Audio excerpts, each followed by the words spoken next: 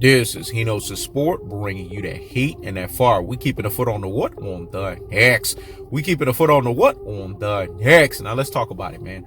Errol the Truth Spence. See, listen, you guys have to understand what's going on here.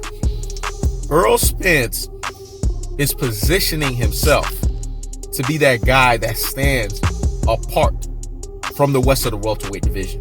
The truth of the fact of the matter is you have to look at what this guy brings to the table.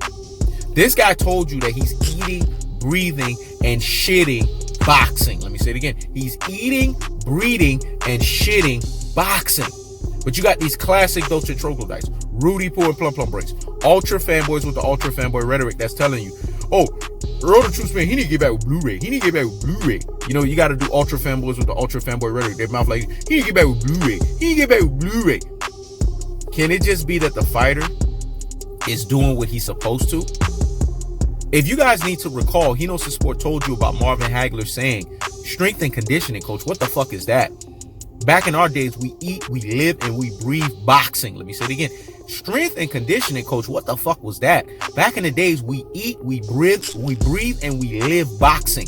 Errol the Truth Spence basically channeled his Marvin Hagler when he said, I'm eating, I'm breathing, and I'm shitting fucking boxing. The motherfucker's in shape. The motherfucker's ready to fight right now. He's ready to bulldoze and steamroll through Danny Garcia's ass right the fuck now. This is what we're talking about when we say a complete package fighter that is rededicated, refocused, and has basically gotten his wits about him back to the highest form, the highest degree, and the highest variation. We're talking about the delineation. We're talking about the distinction. We're talking about the gulf. We're talking about the separation between a guy that's a complete package fighter and a guy that's a one-dimensional fighter. Danny Garcia is a fighter that does basic stuff in the boxing ring. He fights in one gear. He is basically an athletic Mikey Garcia. Look, let me say that again because that needs to marinate in the corpus callosum and in the cerebellum. Hear me? Hear me? Wow. He's basically an athletic Mikey Garcia with some thudding power. He doesn't have full power. He has thudding power, meaning he has some power to make you say, okay, I understand where you're coming from. But that power aspect with Danny Garcia has been exposed. Did he drop Sean Porter? Hold up. Higgity fucking hush. Did he drop Keith Thurman? Hold up. A double higgity fucking hush. He didn't drop those guys. So he's exposed at 147. His best fights to date was guys in Cold War situations that he fought, and he happened to be the weakest link. Errol the Truth Spence already fought a higher ranking Cold War second tier welterweight in Sean Porter. And what did he do? He made him bend the proverbial fucking knee in the 11th round. Made this man have to do a full reprieve. What do you think Errol the Truth Spence is going to do to Danny Garcia? This is why it's a tune his ass up. He's going to tune this motherfucker up in the ring. When a fighter throws a Hail Mary at you, that means he's not ready to fight against the elite fighters in the division. Danny Garcia's best chance of beating opponents is throwing a right hand, no look, Hail Mary left hook. Let me say it again. His best chance at beating opponents is throwing a right hand, no look, Hail Mary left hook. How do you expect to beat Mr. Tactical Aggression, technical punching placement, and body snatching work, the levying onslaught of the punishment style, with a right hand, no look, left hook? The bottom line is we're dealing with a flat-footed fighter. The reason why Danny Garcia is flat-footed is because Danny Garcia does not move in the ring slick. He has no slickness to him. There's no special effects up and down with that motherfucker. You know what to expect because you know he's not going to give you work rate. You know he's going to be comfortable.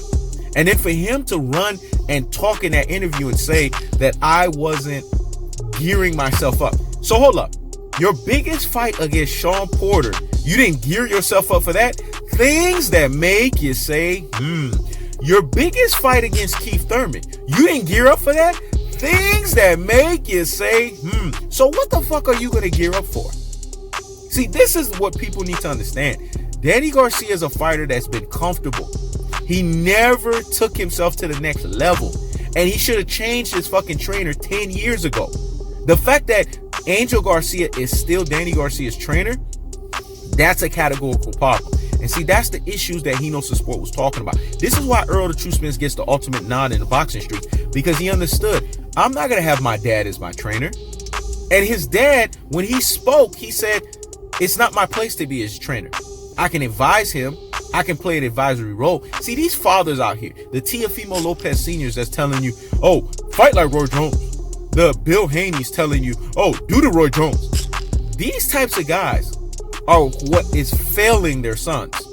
This is why Devin Haney had the exposure he had in the Alfredo Santiago fight, and he had to fall his ass back up under the Mayweather, and now he's looking crispier than a three-piece. This is why Teofimo Lopez is a super duper hype job variation, because they don't have the right people behind him or behind them. Danny Garcia having Angel Garcia or Angel fucking Dust behind him is not the right move. And if he thinks that there's going to be a purge, there's going to be a purge, all right. The purge is Errol the True Spence is going to annihilate the Cold War of the second tier welterweights. Keith Thurman is out of the equation because Keith Thurman did that fuck shit where when he had both the WBA and the WBC belt, he didn't fight Errol the True Spence. Now the tables have fucking turned. So Errol the True Spence is not going to reciprocate the favor. Let me say it again, because what I said was so deep and profound. Hear me? Hear me? Wow. Keith Thurman, when he had the WBA and the WBC belt, he did not reciprocate the favor. So Errol the True Spence is not going to reciprocate the favor back. Tables turn, motherfucker.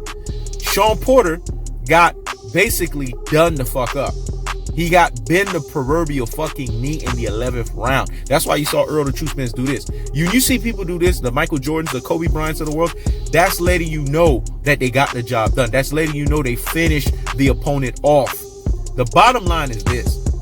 Danny Garcia is the weakest link.